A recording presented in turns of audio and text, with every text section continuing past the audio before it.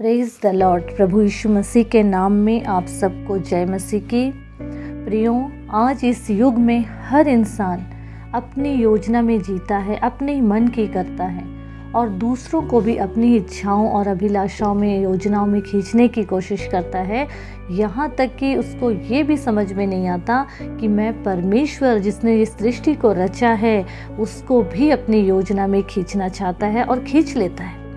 उसको कोई फ़र्क नहीं पड़ता कि मेरी इच्छाओं की वजह से और मेरी योजनाओं की वजह से कोई दुखी होगा, परेशान होगा या किसी को कोई नुकसान उठाना पड़ सकता है। बस हमारी इच्छा पूरी हो जाए, बस खुद की इच्छा पूरी हो जाए, इसी ताक में आज का मानव जी रहा है। लेकिन जब ऐसों की ज़िंदगी, ऐसे सेल्फिश लोगों की ज़िंदगी जब मुसीबत और परेशानी में पड़ जाती है तो उस समय वो परमेश्वर के सामने अपनी पूरी परेशानी और दुखों की लिस्ट को रख देते हैं। लेकिन परमेश्वर उस समय एक ही बात कहते हैं जो हमें वचन लूका रचित सुसमाचार 6 अध्याय उसका 46 पद में लिखा है, जब तुम मेरा कहना ही नहीं मानते तो क्यों मुझे हे प्रभु कह के पुकारते हो।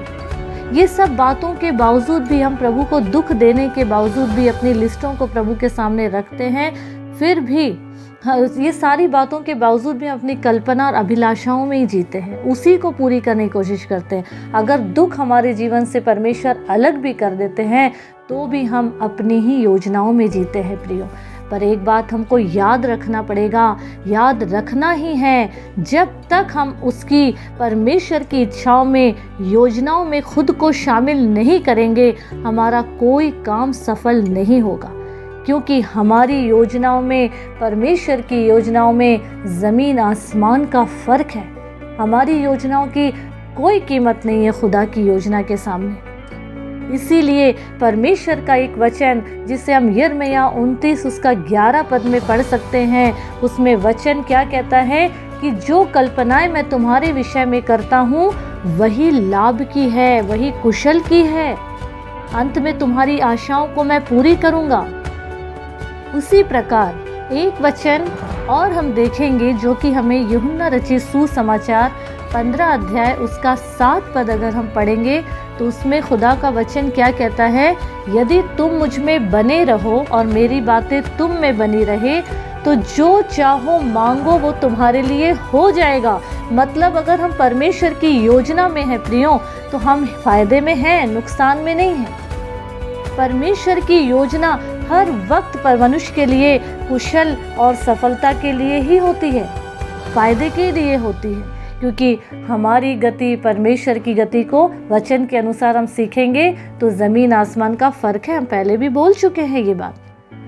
क्या आप जानते हैं हम सब के जीवन के लिए परमेश्वर के पास कुछ ना कुछ योजना है।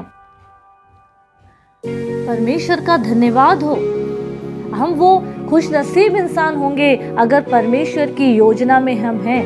अगर आज हम जी रहे हैं, नया ज़िंदगी परमेश्वर ने दिया है, आज का दिन अगर हमने देखा है तो ये परमेश्वर की योजना में है प्रियो।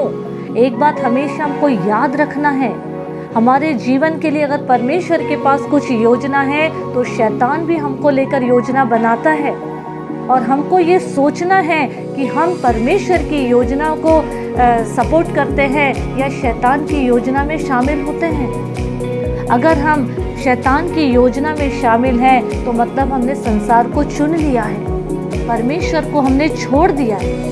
और अगर हम ऐसा रहेंगे तो जो संसार का सुख है वो ज़्यादा पल का नहीं रहता है। ये हमको याद रखना है, हमको ये सोचना है, हर बात को सोचना है।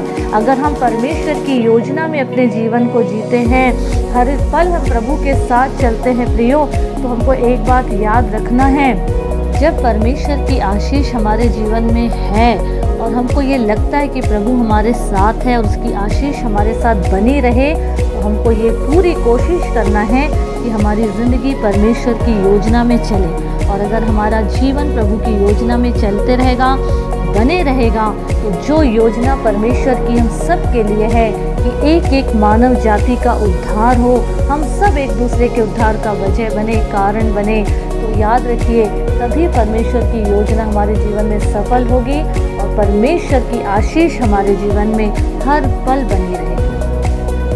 अंत में इतना ही कहते हैं कि अब तक हमने बहुत अपनी योजना में अपनी ज़िंदगी को जी लिए हैं, मनमानी कर लिए हैं, लेकिन अब बस बहुत हो गया। अब अपने अपने जीवन को पूरी तरीके से परमेश्वर के हाथों में सौंपना है और परमेश्वर की योजना में रह के अपने जीवन को जीना है और आगे बढ़ना है और परमेश्वर के राज की उन्नति और महिमा का कारण बनना है। प्रियो, परमेश्वर इस वचन के पढ़े और सुने जाने पर हम सभी को बहुतायत की आशीष दे। आमीन।